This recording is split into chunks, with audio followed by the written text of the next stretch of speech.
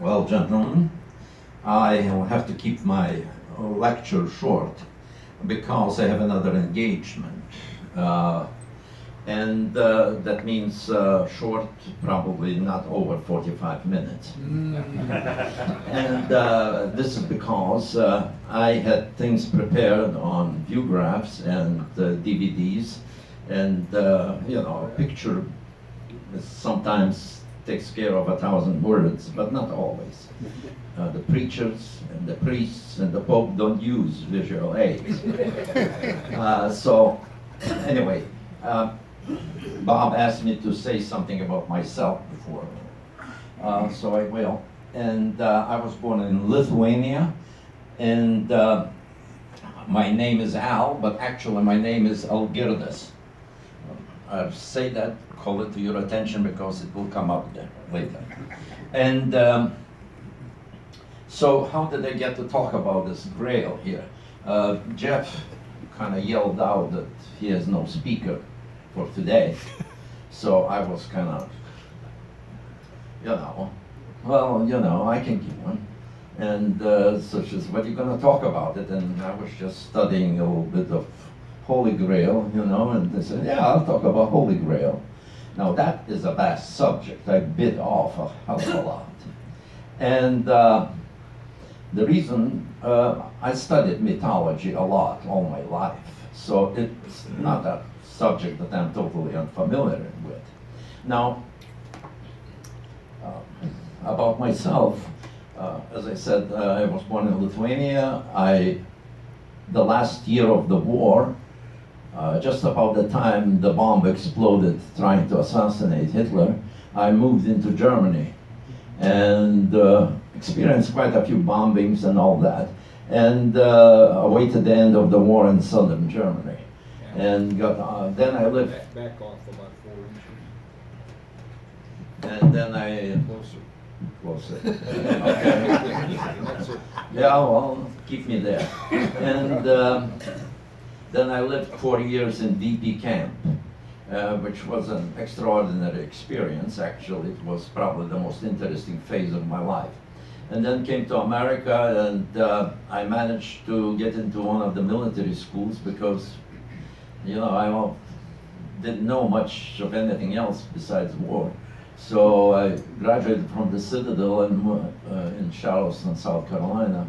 And then I served in the Air Force 20 years, and then I was navigator, electronic warfare officer, and I was on combat crews during the Cold War, and B-52s and B-58s, which is a Mach 2 bomber, and a very unique airplane. We still have an association and reunions every year.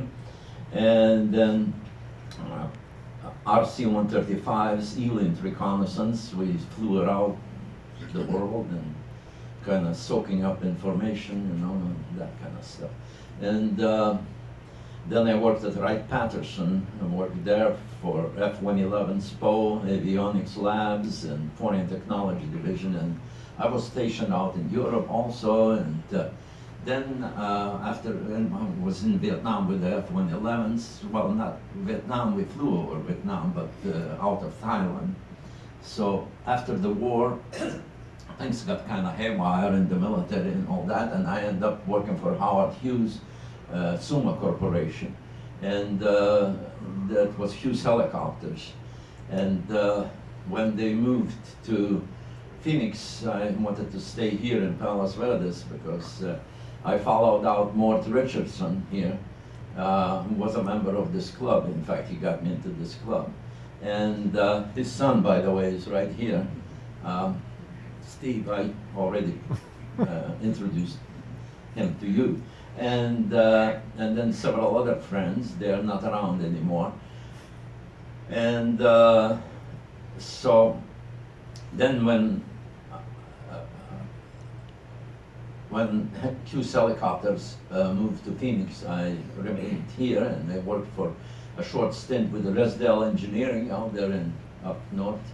And then I went to work for the Aerospace Corporation and retired from that too. And sort of double dipped. Sorry about that. And then when Soviet Union collapsed, I went back to Lithuania as a consultant, and I taught in the military academy there. Now, before I went there, in the Air Force, I was very dumb, so I decided that I got to get an MBA. I got an MBA from Dayton, but I was still dumb, and I came here, and I met Bob Pitek. He says, well, let me go to USC. And I got another degree, and in fact, 2 degrees, systems management and doctorate in public administration. So, you know, I got more degrees than a thermometer, but, you know, trying to ad-lib my way through the world. And, well, that doctorate was important because that's how I got into teaching there in Lithuania in the military academy. And there are guys there from all over Europe and United States who are doing some teaching. There are lots of things are going on in Europe, you know. And Where did you meet Carol? what? Where did you meet Carol? Well, Carol is my business associate for consulting services for Europe, because we know Europe and she knows marketing, and we sort of travel over there sometimes and trying to gin up things. And it's not an easy thing. That's what keeps me weekends over there around San Diego and Laguna. But anyway, here I am, and let's see. I wanted to show you a little bit of pictures about castles where they claim the Grail is hidden, then what is the Grail, etc. No, but the show must go on, and so what is really the Grail? The Grail is, it appeared in European mythology in the 12th century. Before that, there was no such thing, except in certain facts or pseudo-facts were available. The Grail was considered to be a cup, a chalice, by others a cauldron, and the horn of plenty, or a stone that fell from the heavens when Lucifer got thrown out of paradise. And then it's or may somehow people try to associate the Grail with an object. But actually there is another concept. It's the spiritual concept. It's sort of a link between the spiritual and the material. It's very elusive. Nobody ever defined what the Grail is, so therefore don't expect a hard-nosed definition. There's no such thing. It's also, as I say, it's an object that we kind of project our, whatever happens in our brains. There are dreams, there are religions, there are various myths that form. All those things are not facts, but they are in a way facts that they exist in our minds, not necessarily over there. It's not a scientific, it's much more a intuitive approach. And the Grail seems to be hanging around in everything. For example, look at the press. I have data on New York Times. Between 1995 and 2002, there were about some 700 references to the Grail. In Washington Post, a little bit less. In Times magazine, also hundreds. And even in Europe, happens quite often. In 2002, Frankfurter Allgemeine had about 400 references to that. So it's something that exists in our pineal gland, or whatever the hell that is in the brain, that makes us be creative, artistic, poetic, and so forth. So that hangs around. Now, what's my personal experience? I was there, maybe you remember, Maxwell's Cafe was right on the other side of Bristol Farms, where now is, what is it, Giorgio's. I was sitting there drinking coffee and fiddling with a book on mythology, and a lady came in, long hair, a couple flowers in the hand, and she sat down beside me, you know, and kind of began to stick her nose into what I'm scribbling there on my paper. Then she says, "What are you writing?" I say, "Well, I'm reading here about the Holy Grail." And she says, "Oh yeah, I know the subject." She says, "I consult on it." She says, "Would you like to meet a Grail guy who's a real, you know, real expert on the Holy Grail?" And I say, "Well, where is he? Do we have to go far?" "No," she says, "he lives here on the outskirts of PV." So I say, "Okay, well, take me there." "No," she says, "Follow me out." They say, "You're riding a broom or what?" "No." She says, "I have a Corvette there." And yeah, there was one. So she jumps in her Corvette and I follow her in my jalopy. And we arrive at some area there near near Malaga Cove, you know. And we walk into a house and there is a guy there, kind of haggardy, and he looks at me and I get introduced, I introduce myself, and my name is Verdes, you know. First I say I'm Al, easier for Americanos, you know, and don't break their jaws. And but then he says, "What do you mean Al? Albert, Alfonso, Albuquerque, or whatever?" And I say, "Verdes." "Oh." He says, "You know, you've got a Grail in your name."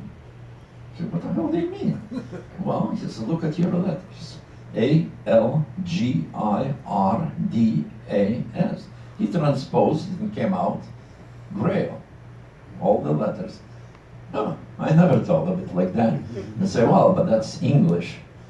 "Well, no," he says, "look at, in German it's Grail, to us. Here it is." "Oh," I said, "I'm Lithuanian. How is it?" "Gralis." "Okay, blum, blum, blum. Can't get rid of that Grail in my name, you know." Unfortunately, the fellow died a couple years later.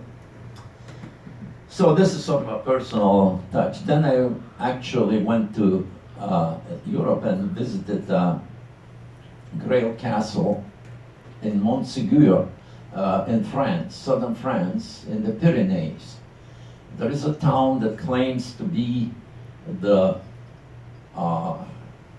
Grail town. It's Qatar country. I don't know if you ever heard of the Qatar religion and Albigensian wars in southern France. And there was the Qatars were in the castles all around Pyrenees. They were there as a buffer against the Spanish invading France. But then the danger passed away and they were kind of heretics. So the Pope and the King of France decided that they were heretics and they had to be conquered. And they really conquered all those castles, and but some of them fought very hard, and it was said that they had a Grail treasure in those castles. So it's a very romantic place, tremendous geometry. Unfortunately, I can show you I had some very good pictures on it. It's so I arrived with some companions there. We went to see the Grail Castle. Even the taxi cab drivers, you know, they talk Grail all the time. And so they say that, well, when the castle was burned down there on the mountain, we see it. Some guardians of the treasure escaped with it, and nobody knows where that treasure is. And it's being hunted even today. Some say it's in that the Templars took over, some say Freemasons took over, and all sorts of things. And say some of them say they even escaped to America, etc. with that Grail treasure. But the Grail cup actually the legend began to crystallize that Joseph of Arimathea was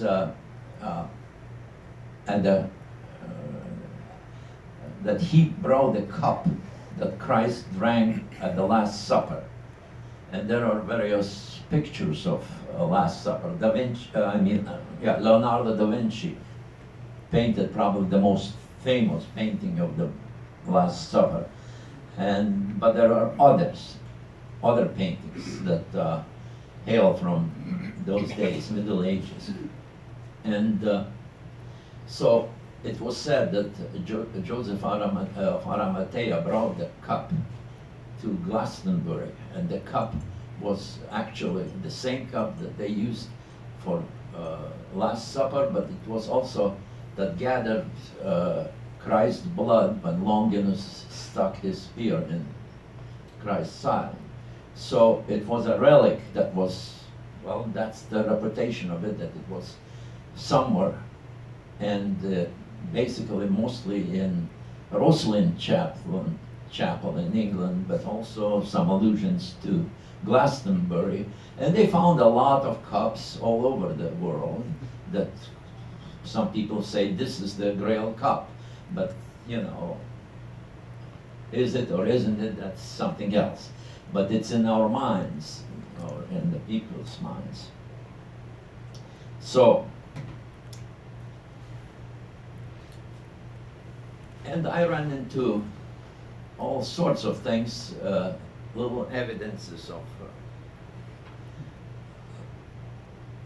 I don't want to run out of time here. Say again? Half hour. Well, Okay, now, okay, so in modern times, still today, as I said, many newspapers take references to that. And let's say in the scientific world, the term is used quite a bit. You know, the unified theory, for example, and the Big Bang theory, and subatomic physics, all that is called the Holy Grail of physics, that they approach it and never reach it, really. It always eludes you eventually. It sort of reveals itself, the Grail, on the theories in science, and then they also get hidden, disappear. It's like in the garment industry, the Holy Grail of garment industry is the tight pants, you know, particularly on ladies sometimes, you know, they reveal and they conceal at the same time. And so that's the nature of Grail. And there are computer programs all over the place that have the acronym for Grail. Let's see which one that would be. Gene recognition analysis internet link. That's Grail. Computer general recessive applicative link or something like that. So there's plenty of Grails in the computer industry. They like the term. So in other religions, there is also similarities. And in Tibet and in Buddhism, in a way, there are kind of parallels to the idea of the Grail. Now, Hitler, he was very much into this. And they had the organization run by Himmler that were called themselves the Grail Keepers, because he was enamored with that theory.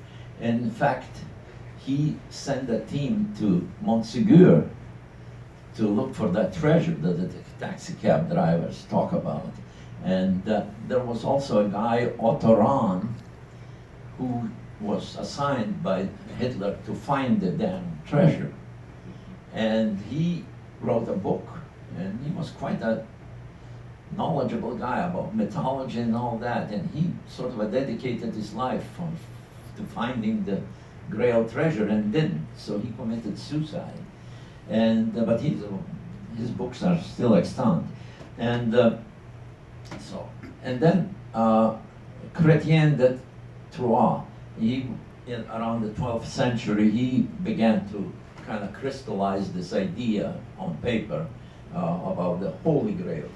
Before that, Grail was Grail, but now it became Holy Grail because he highlighted all this Joseph Arimathea, and then Arthurian legends, for example, which you all heard of, King Arthur by Mallory and Scott and all that.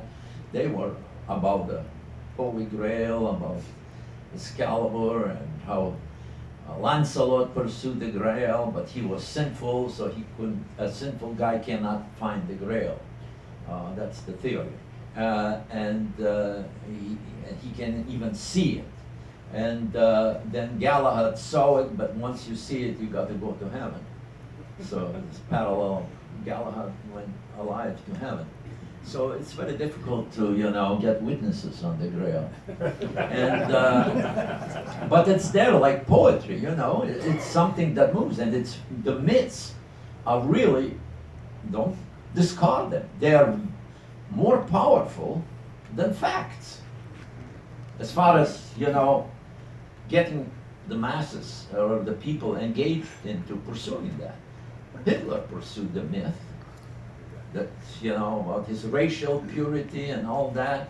And he had an organization in Walensburg, I think, and where the SS, the elite of the SS considered themselves followers or seekers of the Grail. Now, up in Indiana Jones, I don't know if you saw that movie, that's about the modern version of an American cowboy seeking the Grail. And he kind of finds it, and there are several Grails. One of them is false Grail. If you see that, you die. And don't go to heaven. The earth opens and swallows you. And it shows in the movie. It's real good. And then, other than that, there is the real good Grail, but you go to heaven after you see it. See, so if you seek too much, you may find more than you want to, and so it goes on. Now, I would like to read to you something I wrote. I wrote an essay once about. Before that, I'll tell you about Richard Wagner. Now, Richard Wagner was also very much a student of the Holy Grail, and Parsifal is the Grail king, who became the Grail king, according to Wagner. Here, his all operas allude or outright describe the Holy Grail. And you probably heard of The Ring, which was produced here in Los Angeles, and then Parsifal, which is unofficially the fifth jewel in Wagner's ring, I would call it, and some other people call it that way, because it reverses all the bad stuff that is presented in The Ring. So let me just in a few words describe what that Parsifal opera that Wagner wrote is because he managed to tie it in with music, with drama, and on stage, which nobody else ever did. Maybe Camelot was a sort of a light musical play, but it didn't get to the meat of it. Now Wagner did as far as he could go. And Parsifal is this. A young guy who grew up with his mother led a sheltered life in the woods there. His father died, and his brothers died as knights in crusades and in various military adventures. So the mother kept this boy from learning anything about soldiering and wars. He led a sheltered life, and she told him a lot about God and so forth. But the boy got bored, and he went out into the woods, and then all of a sudden he met a whole bunch of, saw a bunch of knights riding by, and they were in their armor, and he was told that they were gods, and he wanted to be like them, see.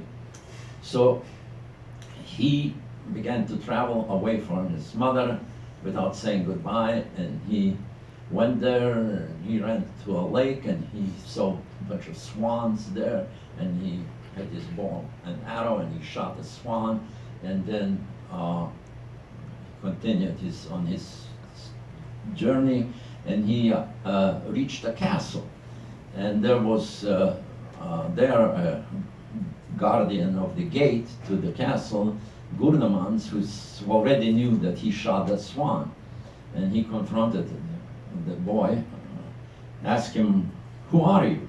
What's your name?" The boy didn't know his name. He didn't know anything.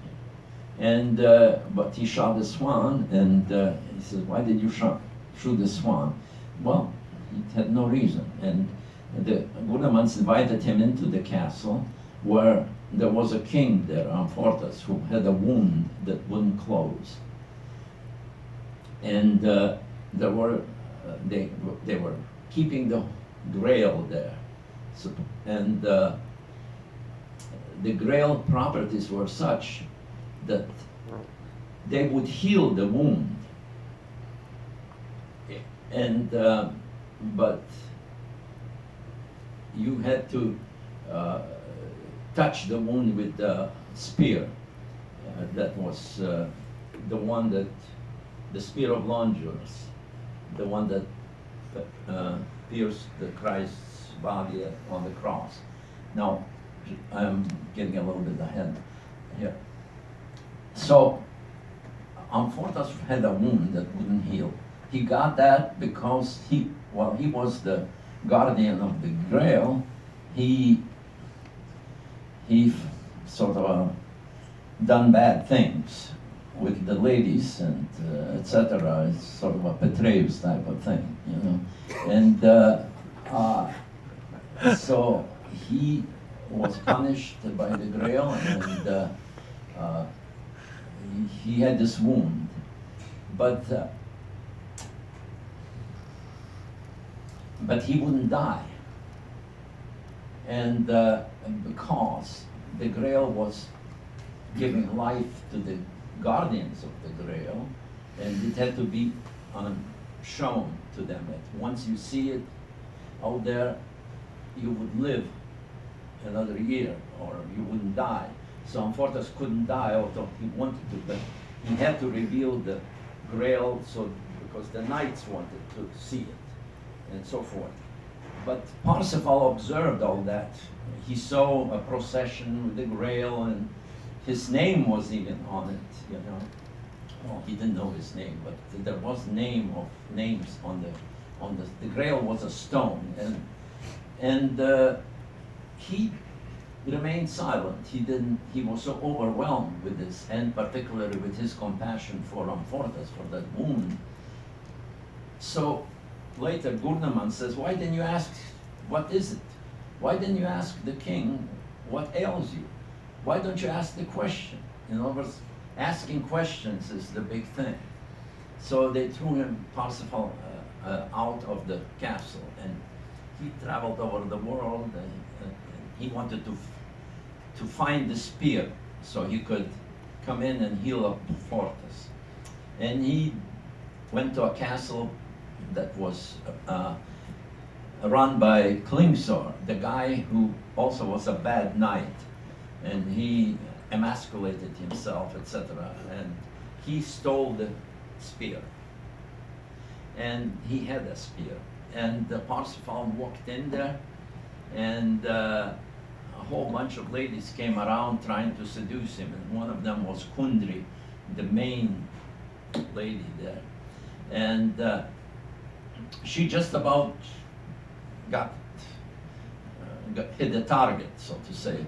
But right there, he stopped because he thought, Parsifal said, he thought, remembered Amfortas, what happened to Amfortas. If a Grail seeker steps out, then he is punished. So, Klingsor, at that moment, he's seeing that this gal, Kundry, will not succeed. He threw a spear at him, you know, and that was the spear of Longinus. And the spear didn't hit Parsifal, it hovered over his head. He took it and made a sign of cross, and the whole Klingsor's castle disappeared. So he took that spear to the Grail castle, and Gurnemans 10 years later already recognized that that's the same guy. And he came to the Grail castle, and with that spear he touched Amfortas' wound, and it healed immediately, but he could no longer be king, Amfortas. So the Grail keepers elected Parsifal to be the king of the Grail, and etc., etc. But it's probably, the whole thing is very complex. It's to run through it, and it's, you know, like trying to, I know I can sympathize with Lincoln, you know, when he had to shrink the Gettysburg Address to 250 words, you know. That was pretty tough. So, do we still have some time? No. 15 minutes. Five Five. more minutes, yeah. Okay, I'll read the finale of what I wrote once upon a time to a similar lecture. Okay, spiritual meaning of the Grail and why it is. What? Mike. Oh, spiritual meaning of the Grail and why it is almost a religion for some. First question, what is reality? Are dreams reality? You know, they happen. There is something that happens in our head. Therefore, a dream is actually a fact. I dreamt something. Whatever happens in our conscious or unconscious mind, we have a tendency to project those visions into external reality by emotionally attaching or mentally projecting them to objects such as cauldrons, rings, spears, or whatever. A ring symbolizes marriage, sometimes allegiance to some sacred order or power. A cross corresponds to intersection of worldly and the divine, sometimes male and female. Sword to mind or power, etc. Da Vinci Code sees the Grail symbol as a chalice or sometimes as a six-ray star of David, or the scrolls containing the ultimate secrets of life. So the Grail becomes an object, a vessel, cup, stone, person, or a more abstract